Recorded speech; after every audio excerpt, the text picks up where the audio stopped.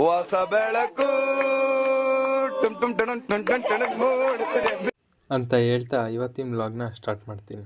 ಈ ಒಂದು ಅದ್ಭುತವಾದ ಕ್ಷಣಕ್ಕೆ ಭಾರತವೇ ಸಾಕ್ಷಿಯಾಗಿದೆ. ಕಾರ್ ತೊಳ್ಕೊಡು ಅಂತ ಅಮ್ಮಂಗೆ ಹೇಳಿದ್ರೆ ಅಡುಗೆ ಮಾಡು ಅಂತ ಹೇಳಿದ್ರು. ಅಡುಗೆ ಮಾಡೋಕ್ಕೆ ಹೋದರೆ ಸೌಟಲ್ಲಿ ಹೊಡಿತೀನಿ ಅಂದರು.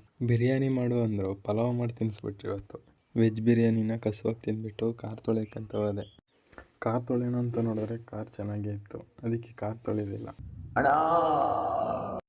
ಕಾಲೇಜಿಗೆ ಹೋಗೋಕ್ಕಿಂತ ಮುಂಚೆ ಫ್ರೆಂಡಿಗೆ ಫೋನ್ ಮಾಡಿದೆ. ಅವನಿಗೆ ಅನಾರೋಗ್ಯದ ಕಾರಣ ಕಾಲೇಜಿಗೆ ಬರೋಲ್ಲ ಅಂದ. ಅವನಿಗೆ ಇವತ್ತು ಇಂಜೆಕ್ಷನ್ ಚುಚ್ಚಿಸ್ಲೇಬೇಕು ಅಂತ ಹೇಳಿಬಿಟ್ಟು ಆಸ್ಪತ್ರೆಗೆ ಕರ್ಕೋದೆ ನಾನು. ಚೀಟಿಗೆ ಅಂತ ಲೈನಲ್ಲಿ ನಿಂತ್ಕೊಂಡ್ರೆ 1 ಕಿಲೋಮೀಟ್ರ್ ಉದ್ದ ಲೈನು. ಕೊನೆಗೂ ಚೀಟಿ ಸಿಕ್ತು, ಆದರೆ ಡಾಕ್ಟ್ರು ಮಾತ್ರ ಸಿಗಲಿಲ್ಲ. ಡಾಕ್ಟ್ರಿಗೆ ಕಿಡ್ನಿ ಪ್ರಾಬ್ಲಮ್ ಇರಬೇಕು. ಅವಾಗವಾಗ ನೀರು ಕುಡಿತಿದ್ರು. ಆಚೆ ನೋಡಿ ಸಡನ್ನಾಗಿ ಒಳಗಡೆ ನೋಡಿದ್ರೆ ಇದು ನಮ್ಮದೇ ಆಸ್ಪತ್ರೆ ಅಂತ ಬೋರ್ಡ್ ಹಾಕ್ಕೊಂಡಿದ್ರು. ನಮ್ಮ ಆಸ್ಪತ್ರೆಯಲ್ಲಿ ನಾವು ಕ್ಯೂ ನಿಲ್ಲೋದು ಸರಿನಾ? ಇದೊಂದು ಬದುಕಿ, ಇದೊಂದು ಜನ್ಮವೇ, ಎಂತಹ ದುರ್ವಿಧಿ, ಇದೆಂತಹ ದುರ್ವಿಧಿ. 12 ಗಂಟೆಗೆ ಬಂದಿದ್ದು ಇಲ್ಲಿಗೆ, 1:10 ಇನ್ನೂ ಡಾಕ್ಟ್ರು ಬಂದಿಲ್ಲ. ನನ್ನ ಫ್ರೆಂಡಿಗೆ ಎಮೋಷ್ನಲ್ ಡ್ಯಾಮೇಜ್ ಆಗಿಬಿಟ್ಟು ಆ ಚೀಟಿನೇ ಹಾಕ್ಬಿಟ್ಟ. ನನ್ನ ಫ್ರೆಂಡ್ ಆಸ್ಪತ್ರೆಗೆ ಹೋಗಿ ಇಂಜೆಕ್ಷನ್ ತಗೋತಾನೋ ಇಲ್ವೋ ಅಂತ ನೆಕ್ಸ್ಟ್ ಪಾರ್ಟಲ್ಲಿ ನೋಡಿ. ಓಕೆ, ಬಾಯ್ ಬಾಯ್, ಟಾಟಾ.